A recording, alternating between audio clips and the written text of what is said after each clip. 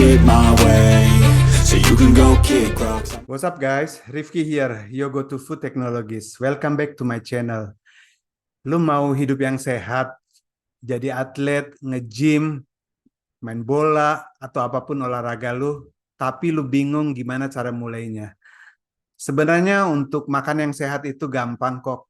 Lu cuma butuh beberapa langkah kecil. Nah, dalam video kali ini, gue mau bagikan 6 tips gimana lu menjadi sehat lagi.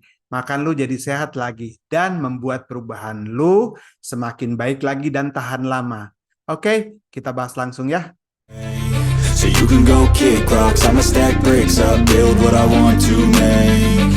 Cause I don't give a fuck what you say, yeah, I'ma do shit my way. So you can go kick rocks, I'ma stack bricks up, build what I want to. Yang pertama, yang paling simple, yang sering kita abaikan, yaitu minum air. Minum air itu adalah air putih ya, bukan air yang lain, bukan yang bersoda, bukan jus, bukan yang dari kemasan, tetapi air mineral. Nah, itu minumlah 2-3 liter per harinya. Kenapa seperti begitu? Karena tubuh kita itu terdiri dari cairan dan membutuhkan cairan. Oleh sebab itu memang kita minum yang cukup sangat penting banget ya. Jadi kalau lu minumnya supaya nggak terlalu kembung, jadi minumlah sedikit-sedikit gitu ya. Tetapi terus berkala sampai 2-3 liter per hari. Jangan kurang daripada itu karena memang tubuh kita membutuhkan. Dan juga lu harus tahu ya, otot itu bisa pulih cepat karena air juga loh. Jadi wajib minum air itu hukumnya ya.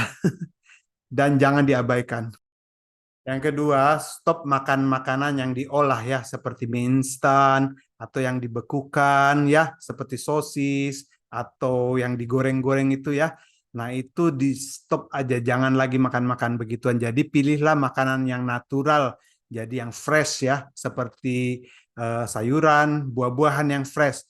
Karena kalau lu makan buah-buahan dan sayuran yang fresh ya, itu tubuh lu tuh akan berterima kasih sekali. Lu akan jadi lebih sehat lagi dan lebih segar lagi. Terus juga kenapa kita nggak boleh makan makanan yang diolah itu? Karena mereka mengandung bahan-bahan yang tidak alami. Nah, tubuh ini diciptakan oleh Tuhan untuk menerima bahan-bahan yang alami. Apabila bahan-bahan tersebut sudah diolah oleh manusia, maka akan sulit sekali diserap oleh tubuh ini, bahkan sama sekali tidak bisa diserap.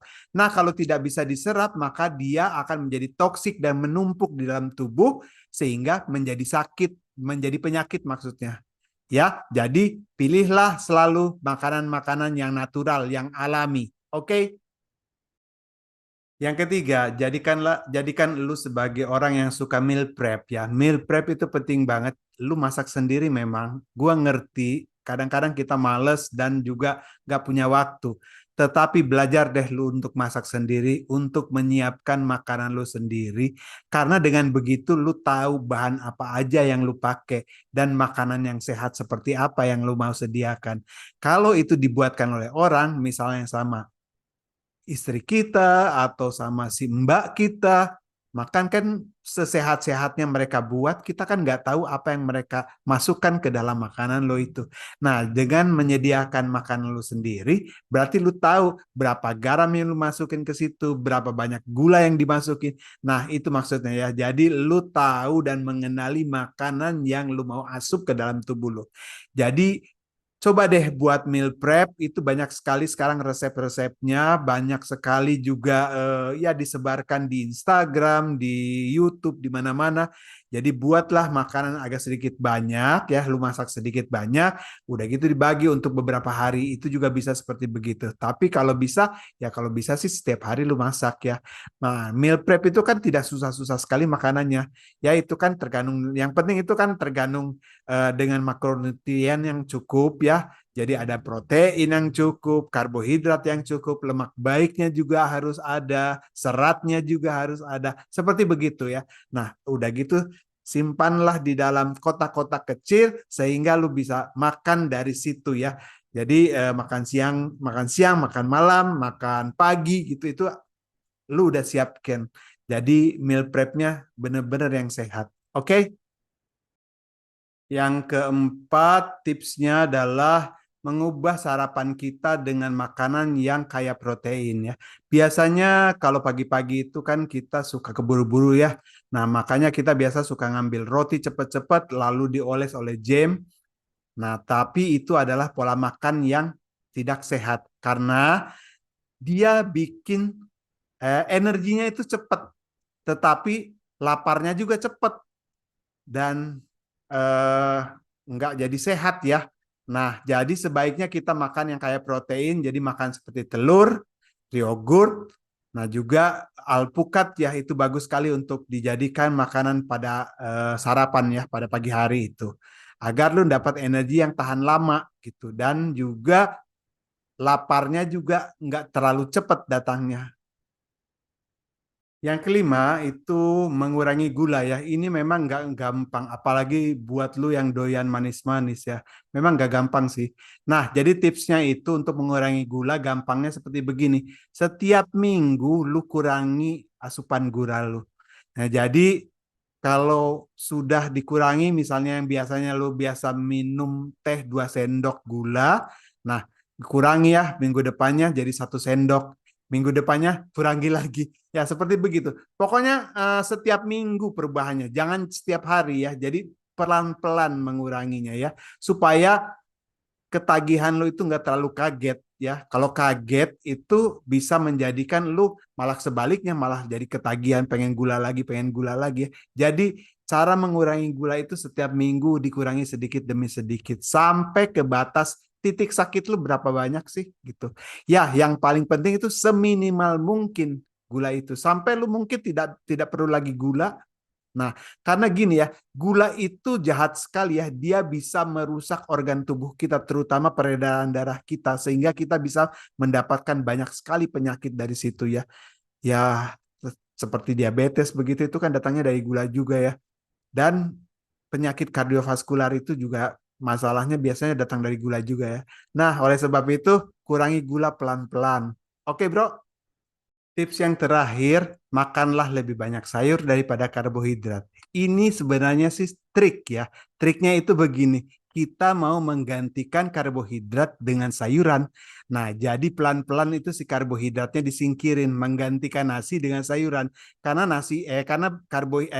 sayuran itu dia rendah kalori dan juga bikin kita kenyang gitu ya. Nah, jadi memang kita perlu setahap demi setahap ya. Jadi kita setiap minggu itu kita gantilah. Nah, jadi makanlah lebih banyak sayuran gitu. Minggu depannya lebih banyak lagi sehingga akhirnya nasinya itu disingkirkan atau karbohidrat lainnya lah. Kalau lu suka mie ya mie-nya juga disingkirin. Kalau lu suka roti, rotinya juga disingkirin ya. Nah, jadi digantikan dengan sayuran sehingga totally lu makan sayur aja. Oke, misalnya sayur dengan daging, gitu kan. Jadi protein dengan sayuran itu kan bagus. Daripada kita makan makanan karbohidrat itu kan mengandung gula semuanya ya. Jadinya kan terlalu banyak kalori untuk tubuh kita. Kita tidak perlu banyak kalori dalam tubuh itu. Oke? Nah, seperti gitu ya.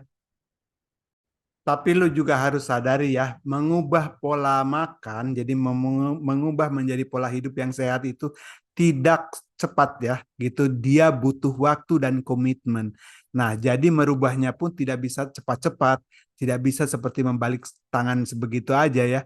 Itu perlu waktu dan perlu komitmen yang sabar ya. Nah, tapi buat lu supaya jadi tambah semangat ya, karena gue dapetin tips ini juga waktu gue di Jerman ya. Nah, ini tips ini digunakan oleh banyak sekali atlet-atlet internasional yang berprestasi sampai mendapat medali emas itu. Mereka mulainya dari hal-hal yang demikian. Dan juga bagi waktu itu dipakai untuk para model-model internasional ya. Model-model yang cantik-cantik dan tampan-tampan itu, dia juga mau punya badan yang sehat, itu dengan cara demikian ya. Jadi tips ini sudah banyak digunakan oleh banyak orang-orang yang berprestasi. Nah, kalau mereka bisa, kenapa kalian nggak bisa juga? Gampang kan? Yang penting kita komitmen. dan hidup lu juga sehat, semakin bahagia lagi. Itu kan penting banget.